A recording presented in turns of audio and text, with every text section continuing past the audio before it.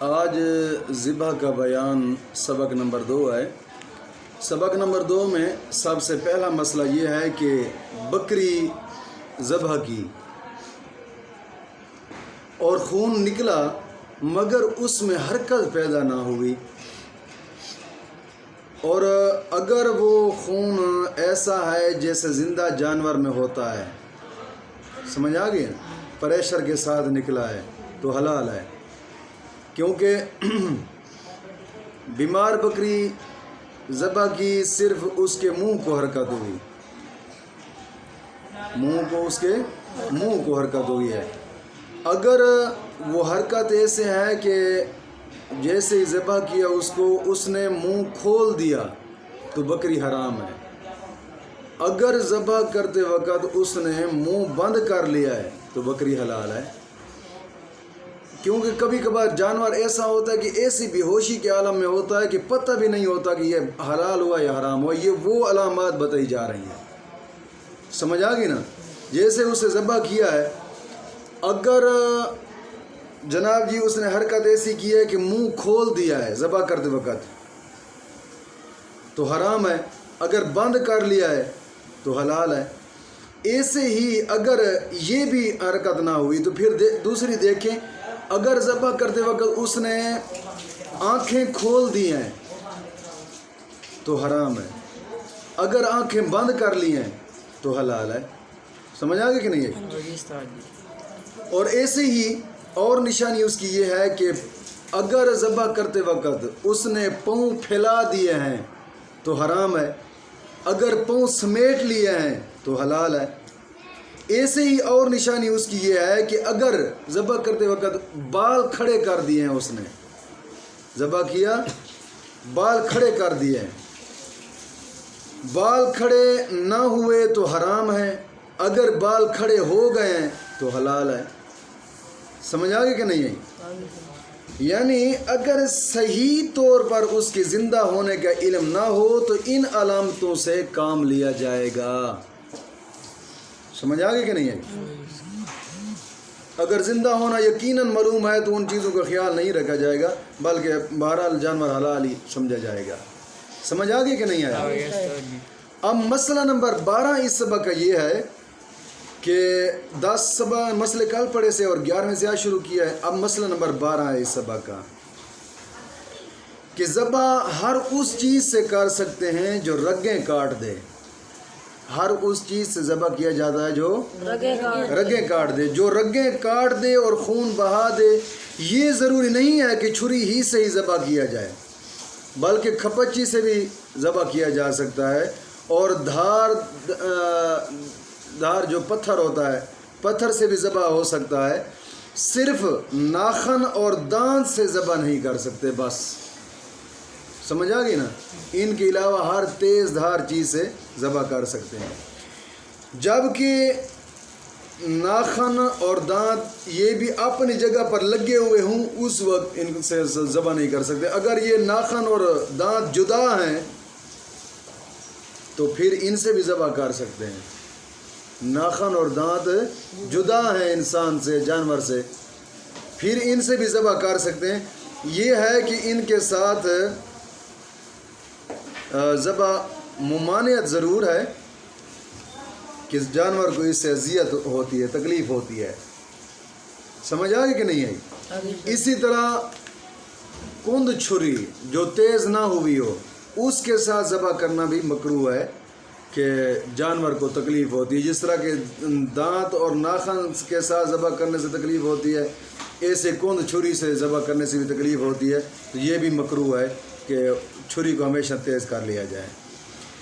مسئلہ نمبر 13 یہ ہے کہ مستحب یہ ہے کہ جانور کو لٹانے سے پہلے چھری تیز کریں، اور لٹانے کے بعد چھری تیز کرنا مکروہ ہے، لٹانے سے پہلے ہی چھری تیز کی جائے، سمجھ آگے کہ نہیں آئے۔ اور اسی طرح جانور کو پاؤں پکڑ کر گھسیٹتے ہوئے قصاب کی طرف لے جانا یہ بھی مکروہ ہے، سمجھ آ گئی۔ جہاں اس کو ذبح کرنا ہے وہاں پر ہی اس کو لٹایا جائے۔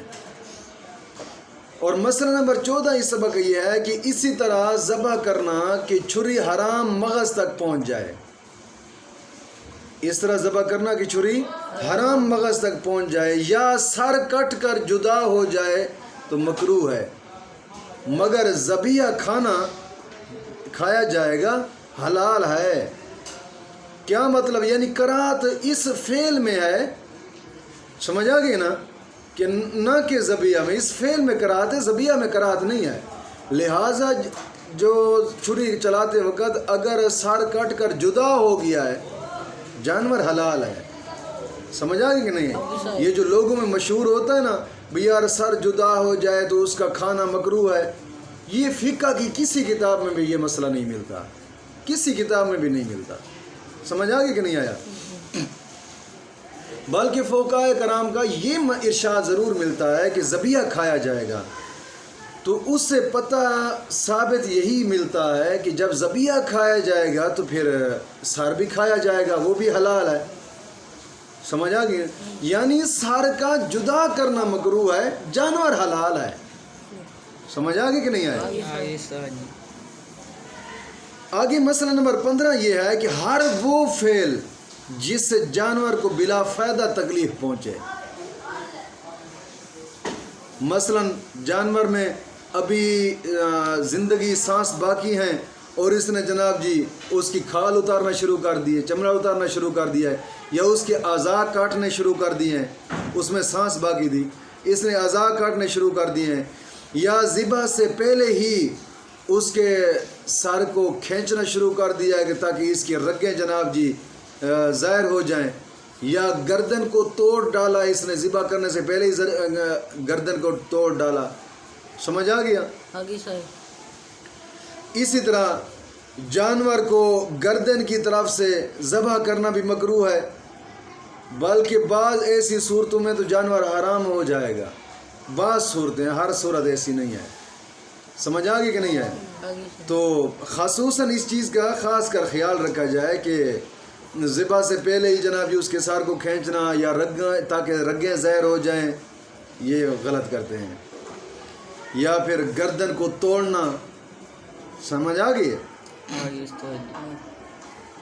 یہ بھی مکروہ ہے۔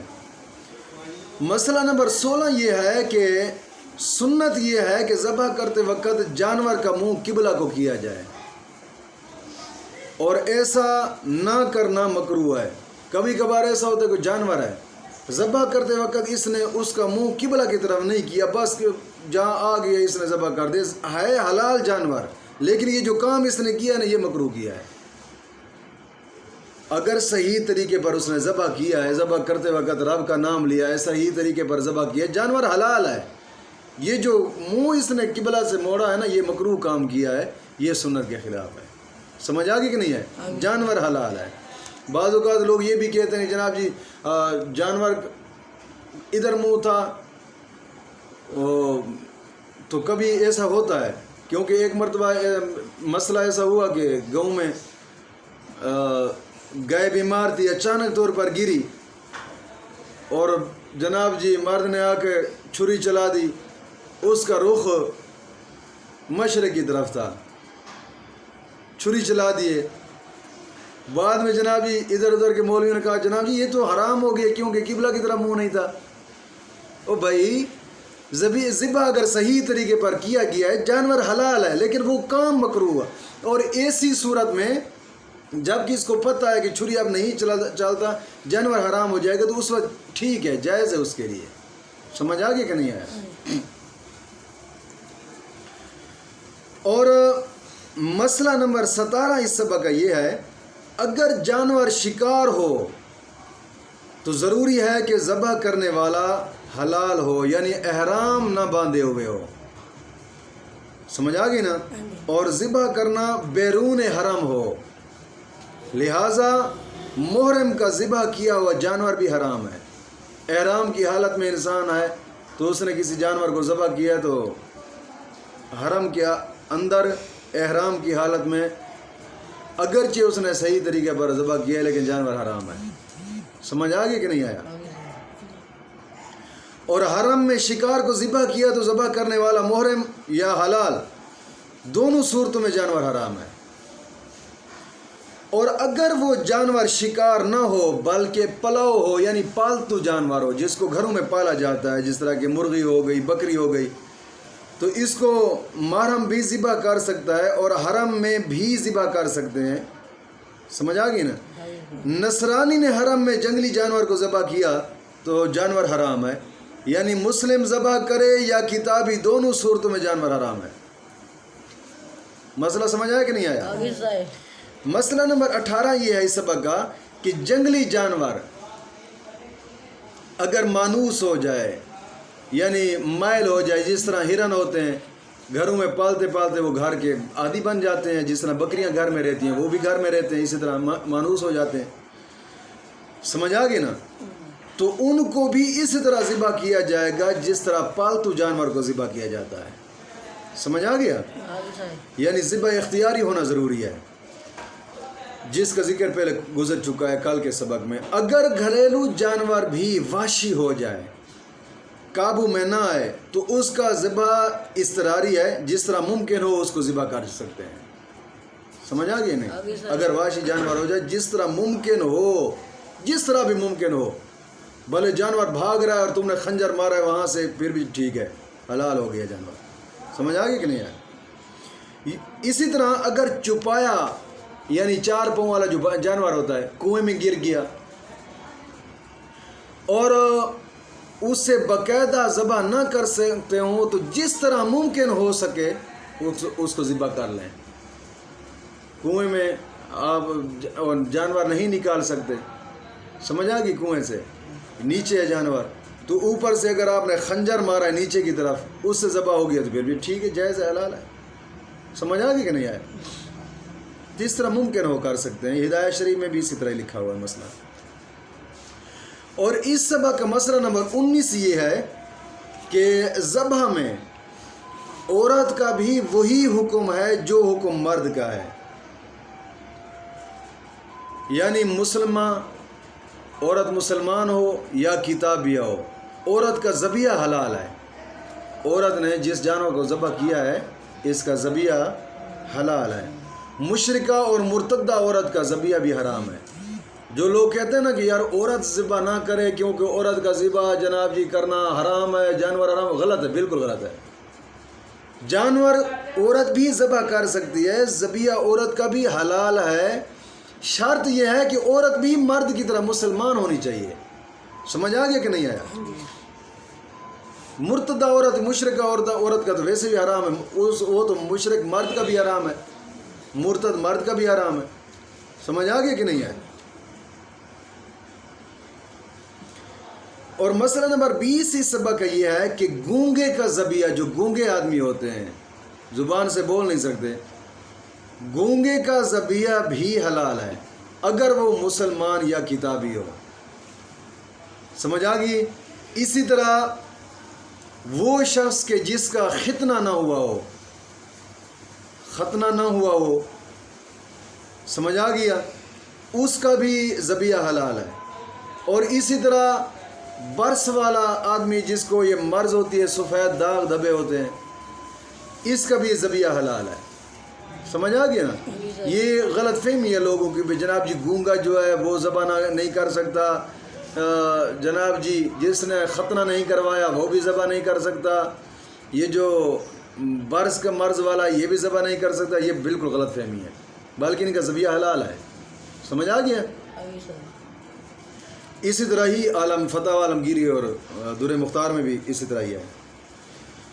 اور مسئلہ نمبر 21 یہ ہے کہ جن اگر انسان کی شکل میں آ جائے، جن اگر انسان کی شکل میں آ جائے اور اس نے جانور کو ذبح کر دیا تو اس کا ذبیحہ بھی جائز ہے. اگر انسانی شکل میں نہ ہو تو اس کا ذبیحہ جائز نہیں ہے. انسانی شکل میں ہے تو اس کا ذبیحہ حلال ہے. سمجھ آ گیا؟ اگر انسانی شکل میں نہیں ہے تو اس کا ذبیحہ جائز نہیں ہے. اسی طرح مسئلہ نمبر 22 اس سبق کا یہ ہے کہ مجوسی نے آتش قدح کے لیے، آتش قدح کہتے ہیں کہ آگ کے پجاری جو ہوتے ہیں نا ان کا عبادت خانہ، اس کو آتش قدح کہا جاتا ہے. آگ کے پجاریوں کا عبادت خانہ جو ہوتا ہے نا، اس کو آتش کدہ کہا جاتا ہے.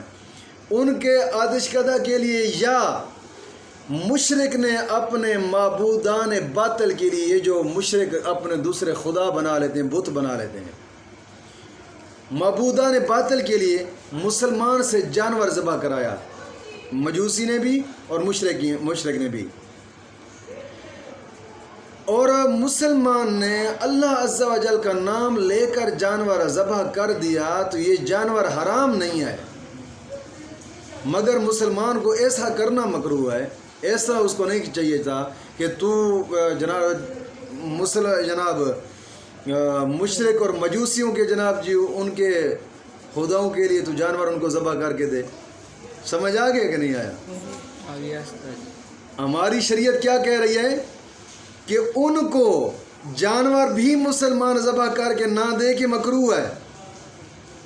کیوں کہ ان کو فائدہ پہنچا رہا ہے، ان کو فائدہ پہنچا رہا ہے.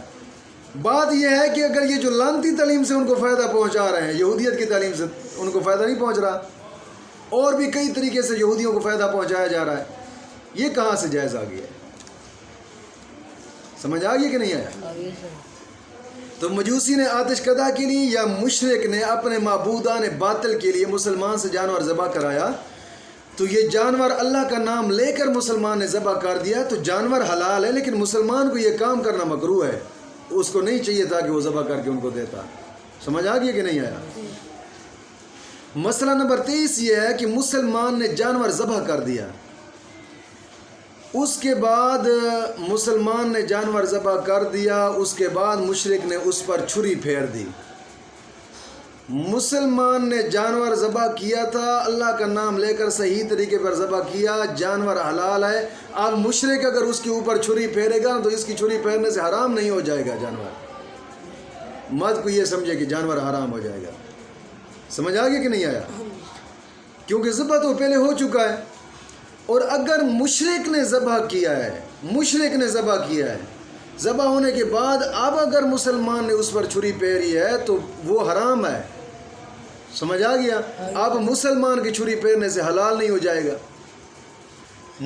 جیسے مسلمان نے ذبح کیا اس کے بعد مشرک نے چھری پھیری تو مشرک چھری پھیرنے سے وہ حرام نہیں ہوا. اسی طرح مشرک نے ذبح کیا ہے اور مسلمان نے بعد اس کے اوپر چھری پھیری ہے تو مسلمان کی چھری پھیرنے سے حلال نہیں ہو جائے گا. سمجھ آ گیا کہ نہیں آیا؟ اور مسئلہ نمبر 24 اس سبق کا یہ ہے کہ ذبح کرنے میں ارادتاً قصداً بسم اللہ نہ کہی تو جانور حرام ہے. سمجھ آ گئی؟ جان بوجھ کر اس نے بسم اللہ نہ کہی تو جانور حرام ہے. اگر بھول کر ایسا ہوا ہے جیسا کہ بعض مرتبہ شکار کے ذبح کرتے میں جلدی ہوتی ہے اور جلدی میں بسم اللہ کہنا انسان بھول جاتا ہے تو اس صورت میں جانور حلال ہے. سمجھ آ گیا؟ شکار کبھی کبھار کسی نے شکار کو کوئی تیر مارا ہے یا کوئی چیز ایسی ماری ہے کہ گر پڑا ہے، ابھی اس کا سانس نہیں نکلا، اس سے پہلے وہ چھری چلانے لگ گیا، جلدی میں بسم اللہ کرنی بھول گیا ہے تو اس وقت جانور حلال ہے. سمجھ آ گیا کہ نہیں آیا؟ جان بوجھ کر نہیں پڑی تو جانور حرام ہے. یہی مسئلہ اسی طرح ہی ہدایہ شریف میں جلد 2 صفحہ 438 پر لکھا ہوا ہے، 48 پر لکھا ہوا ہے. اور مسئلہ نمبر 25 یہ ہے اس سبق کا کہ ذبح کرتے وقت بسم اللہ کے ساتھ غیر خدا کا نام بھی لیا، بسم اللہ کے ساتھ غیر خدا کا نام بھی لیا تو اس کی 2 صورتیں ہیں. اگر بغیر عطف کے ذکر کیا ہے، مثلا غیر خدا کا نام لیا بغیر عطف کے، مثلا یوں کہا کہ بسم اللہ محمد الرسول اللہ یا بسم اللہ اللہم تقبل من فلان، ایسا کرنا مکروہ ہے مگر جانور حرام نہیں ہوگا، جانور حرام نہیں ہوگا اگر بغیر عطف کے ذکر کیا یوں طریقے سے. اور اگر عطف کے ساتھ ہی دوسرے کے نام کا ذکر کیا ہے، عطف کے ساتھ ہی دوسرے کا نام ذکر کیا، مثلا یوں کہا کہ بسم اللہ و اسم فلان، تو اس صورت میں جانور حرام ہے. سمجھ آ گیا کہ نہیں آیا؟ عطف کے ساتھ دوسرے کا نام لیا ہے تو جانور حرام ہے، عطف کے بغیر ذکر کیا ہے تو جانور حرام نہیں ہے، مکروہ ضرور ہے ایسا کرنا۔ اور ایسا جانور بھی جو عطف کے ساتھ دوسرے کا نام اس نے لیا ہے تو ایسا جانور بھی غیر خدا کے نام پر ذبح ہوا ہے، لہذا حرام ہے۔ تیسری صورت یہ ہے کہ ذبح سے پہلے، مثلا جانور کو لٹانے سے پہلے اس نے کسی کا نام لیا، سمجھ آ گیا، یا ذبح کرنے کے بعد نام لیا تو اس میں کوئی حرج نہیں ہے۔ مسئلہ سمجھ آ گیا کہ نہیں آیا؟ جس طرح قربانی اور عقیقہ میں دعائیں پڑھی جاتی ہیں، سمجھ آ گئی نا، اور قربانی میں ان لوگوں کے نام لیے جاتے ہیں جن کی طرف سے قربانی ہوتی ہے، یا آقا کریم صلی اللہ علیہ وسلم یا حضرت سیدنا ابراہیم علیہ السلام کے نام بھی لیے جاتے ہیں، سمجھ آ گئی کہ نہیں آیا؟ اور مسئلہ نمبر 26 یہ ہے کہ بسم اللہ کی ہاں کو ظاہر کرنا چاہیے، ذبح کرتے وقت بسم اللہ کی ہاں کو ظاہر کرنا چاہیے۔ اگر ظاہر نہ کی، جیسا کہ بعض عوام اس کا تلفظ اس طرح کرتے ہیں کہ ظاہر ہی نہیں ہوتی، اور مقصود اللہ کا نام ذکر کرنا ہے تو جانور حلال ہے۔ اگر یہ مقصود نہ ہو، ہاں کا چھوڑنا ہی مقصود ہے تو جانور حلال نہیں ہے، سمجھ آگے کہ نہیں آیا؟ اور مسئلہ نمبر 27 یہ ہے کہ مستحب ہے ذبح کے وقت بسم اللہ اللہ اکبر کہے، بسم اللہ اللہ اکبر کہے، یہ مستحب ہے، یعنی کہے بسم اللہ یا اللہ اکبر کے درمیان واو نہ لائے، بسم اللہ اللہ اکبر، بسم اللہ اللہ اکبر، سمجھ آ گیا کہ نہیں آیا؟ یا اگر اس نے یہ کہہ دیا کہ بسم اللہ واللہ اکبر، واو درمیان میں لایا ہے، تو اس صورت میں بھی جانور حلال ہوگا، مگر بعض علماء اس طرح کہنے کو مکروہ ضرور بتاتے ہیں، سمجھ آ گیا کہ نہیں آیا؟ اور مسئلہ نمبر 28 یہ ہے کہ بسم اللہ کسی دوسرے مقصد کے لیے پڑھی اور جانور کو ذبح کر دیا تو جانور حلال نہیں ہے، جانور حلال نہیں ہے، کیونکہ بسم اللہ کسی اور دوسرے مقصد کے لیے اس نے پڑھی ہے، سمجھ آگے کہ نہیں آیا؟ اور اگر زبان سے بسم اللہ کہی اور دل میں یہ نیت حاضر نہیں کہ جانور ذبح کرنے کے لیے بسم اللہ کہتا ہوں تو جانور حلال ہے، سمجھ آیا کہ نہیں ہے مسئلہ؟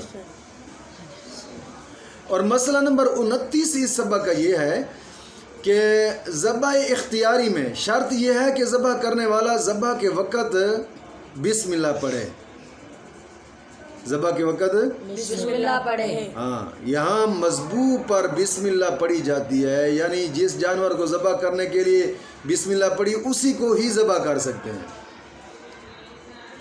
دوسرا جانور اس تسمیہ سے حلال نہ ہوگا، سمجھ آگے کہ نہیں آئی؟ مثلا بکری ذبح کرنے کے لیے لٹائی، سمجھ آ گیا، اور اس کے ذبح کرنے کو بسم اللہ پڑھی مگر اس کو ذبح نہیں کیا بلکہ اس کی جگہ دوسری بکری کو ذبح کر دی تو یہ حلال نہیں ہے، جس بکری کے لیے بسم اللہ پڑھی اسی بکری کو ہی ذبح کرے، سمجھ آ گیا؟ ہاں، یہ ضروری نہیں ہے کہ جس چھری سے ذبح کرنا چاہتا تھا اور بسم اللہ پڑھ لی تو اسی سے ہی ذبح کرے، بلکہ دوسری چھری سے بھی ذبح کر سکتا ہے۔ اور شکار کرنے میں آلہ پر بسم اللہ پڑھی جاتی ہے، یعنی اسی آلہ سے شکار کرنا ہوگا جس پر بسم اللہ پڑھی گئی ہے، دوسرے سے کرے گا تو حلال نہیں ہوگا، سمجھ آ گیا کہ نہیں آیا؟ مثلا تیر چھوڑنا چاہتا ہے اور بسم اللہ پڑھی مگر اس کو رکھ دیا، دوسرا تیر اٹھا کر اس نے چلا دیا تو جانور حلال نہیں ہے، سمجھ آ گیا کہ نہیں ہے؟ اگر جس جانور کو تیر سے مارنا چاہتا ہے تو اس کو تیر نہیں لگا، دوسرا جانور اس تیر سے مر گیا ہے تو یہ حلال ہے، جس تیر کو اس نے مارا تھا نا بسم اللہ اسی تیر پر پڑی ہے نا، اس تیر سے جو جانور آگے مرا وہ حلال ہے، اگر جس کو مار رہا تھا وہ نہیں مرا کوئی اور آگے مر گیا وہ بھی حلال ہے، سمجھ آگے کہ نہیں آیا؟ آگے استاد جی۔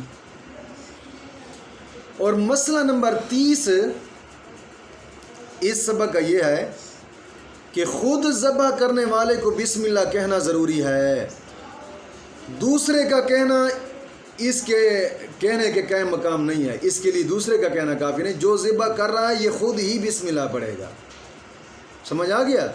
یعنی دوسرے کی بسم اللہ پڑھنے سے جانور حلال نہ ہوگا، چھری اس نے پھیرنی ہے، بسم اللہ یہ خود ہی پڑھے گا۔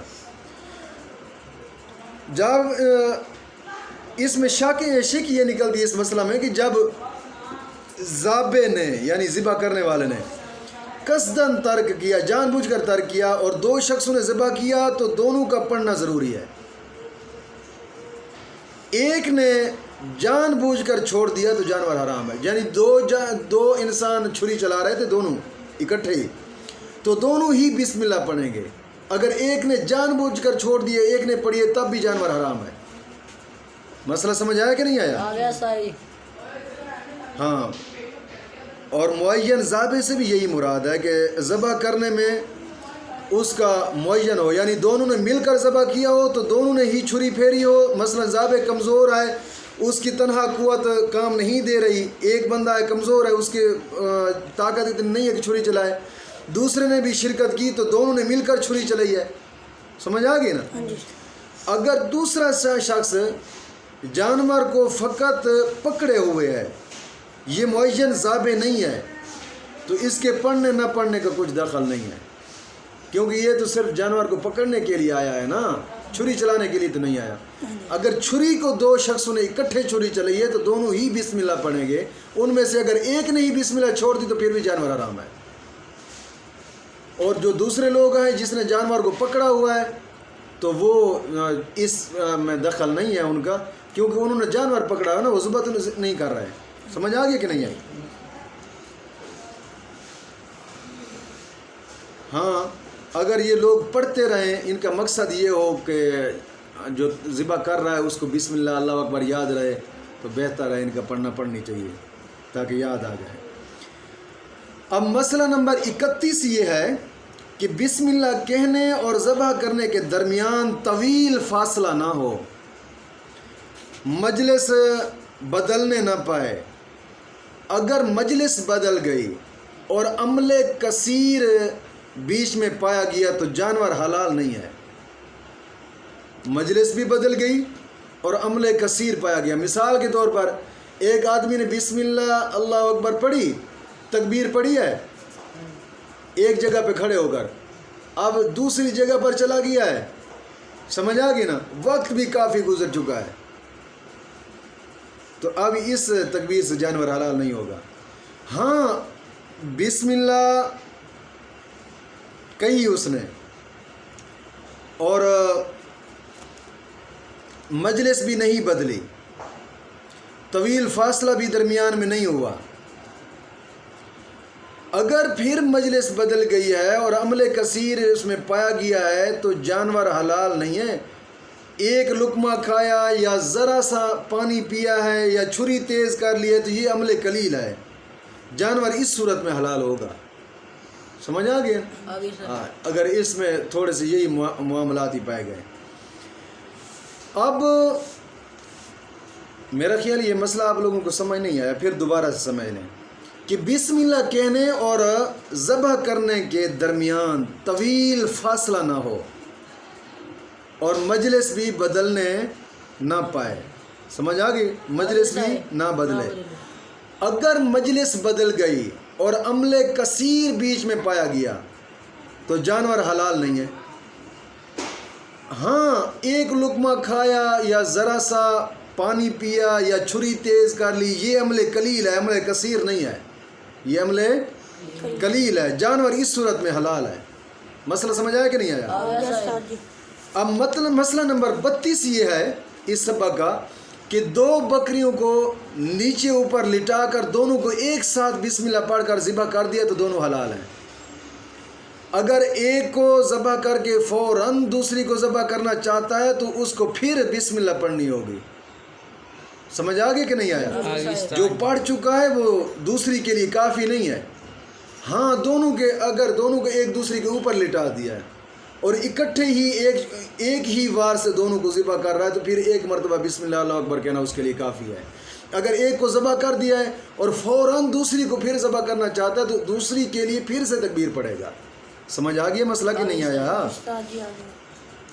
اب اس سبق کا مسئلہ نمبر 33 یہ ہے کہ بکری ذبح کے لیے لٹائی تھی، بسم اللہ کہہ کر ذبح کرنا چاہتا تھا تو وہ اٹھ کر بھاگ گئی، پھر اسے پکڑ کے لایا اور لٹایا تو اب پھر بسم اللہ پڑھے، پہلے کا جو پڑھنا ختم ہو گیا ہے۔ سمجھ آ گیا کہ نہیں؟ ایک مرتبہ اس کے پکڑا، لٹائی، اس کے ہاتھ سے چھوٹ گئی، بھاگ گئی۔ جانور کبھی کبھی ذبح کرتے وقت بقرعید کے اوپر بھاگ جاتے ہیں، جیسے بھاگا یا پھر اگر اس کو لٹایا ہے تو اب دوبارہ ہی تکبیر پڑے گا۔ سمجھ آ گیا کہ نہیں ہے مسئلہ؟ اسی طرح بکریوں کا ریوڑ دیکھا ہے، بکریوں کا ریوڑ دیکھا ہے اور بسم اللہ پڑھ کر ان میں سے ایک بکری پکڑ لایا اور ذبح کر دی تو اس وقت قصداً بسم اللہ ترک کر دی، یہ خیال کر کے کہ پہلے پڑھ چکا ہے تو بکری حرام ہو گئی ہے۔ مسئلہ سمجھ آیا کہ نہیں آیا؟ ہاں۔ اب مسئلہ نمبر 34 یہ ہے کہ پالتو جانور اگر بھاگ جائے اور پکڑنے میں نہ آئے تو اس کے لیے بھی ذبح اضطراری ہے، یعنی تیر یا نیزہ وغیرہ سے بانیت ذبح بسم اللہ پڑھ کر ماریں، اس کے لیے گردن میں ہی ذبح کرنا ضروری نہیں ہے بلکہ جس جگہ بھی زخمی کر دیا کافی ہے۔ پھر سے